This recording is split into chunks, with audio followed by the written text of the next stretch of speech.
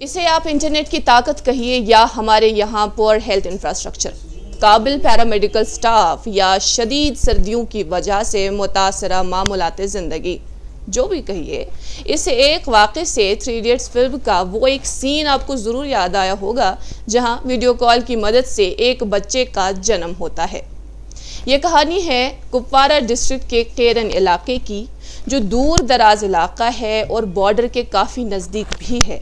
वहाँ कुछ दिन कबल प्राइमरी हेल्थ सेंटर में गायनोकोलॉजिस्ट की गैर मौजूदगी ने पैरामेडिकल स्टाफ को, पूरे अमले को परेशानी में डाल दिया। एक हामिला खातून जिसका ताल्लुक कलास केरन से था, उसको दर्द ज़ेह के साथ प्राइमरी हेल्थ सेंटर केरन पहुंचाया गया, जहां पर कोई गायनोकोलॉजिस्ट मौजूद न था और फिर उसकी वजह से वो और उसके घर वाले परेशानी में मुब्तला होते हैं। अब उसे मुंतकिल करते वो PHC करालपुरा, लेकिन मौसम की ख़राबी, मुसलसल बर्फ़बारी ने उन्हें आगे जाने की इजाज़त न दी। अब देखिए ना सिचुएशन किस तरह से फॉर्म होती है यहाँ, जिसे हमें साफ तौर पर जदीद दौर में इंटरनेट की अहमियत का अंदाज़ा होता है। मालिक का शुक्र है कि उस एक इलाके में इंटरनेट की खिदमात बहाल है, मौजूद हैं। कम ही सही, नेटवर्क ठीक ना सही, लेकिन फिर भी किसी तरह से, किसी हद तक मुमकिन हो सका कि करालपुरा में मौजूद गायनोकोलॉजिस्ट ने व्हाट्सएप वीडियो कॉल के ज़रिए पैरामेडिकल स्टाफ को मोटिवेट किया और उन्हीं से उसकी डिलीवरी का इंतज़ाम करने को कहा। पहले तो पूरा अमला थोड़ा तजब्जुब का शिकार था, ताहम उनकी हौसला अफजाई के बाद उन्होंने डिलीवरी का इंतज़ाम बिल्कुल नॉर्मल तरीके से किया। ये कहना था block medical officer doctor Shafi loan का। उनका ये भी कहना था कि ये पहली मरतबा नहीं कि हमने इमरजेंसी में मरीजों का इस तरह से इलाज किया हो।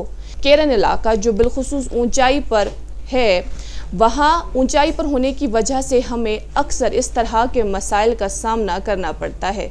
इस बीच कश्मीर लाइफ ने भी ये कोशिश की थी कि किसी तरह से उनसे राबिता हो सके या जूम के थ्रू उनसे हम इंटरेक्ट करते, लेकिन नेटवर्क इश्यूज़ की वजह से उनके साथ जुड़ना मुमकिन न हो सका।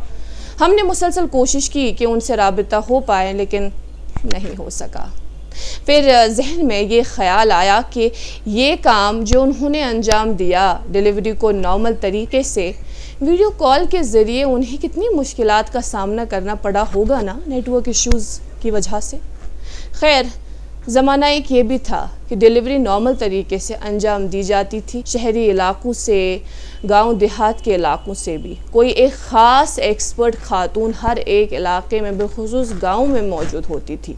उससे इस हवाले से इल्म हासिल था कि कब और कैसे इस सब को अंजाम दिया जाए, लेकिन मौजूदा दौर में कोई ये रिस्क नहीं लेना चाहता और कोशिश ये भी रहती है कि अस्पताल में ही बच्चे का जन्म हो। इस पर सेहत वजारत का भी जोर रहता है कि बच्चे का जन्म सिर्फ अस्पताल में ही हो, लेकिन फिर भी ये ख्याल भी तो रखना लाजमी है कि अस्पताल में बेहतर फैसिलिटीज़ मौजूद हैं या नहीं।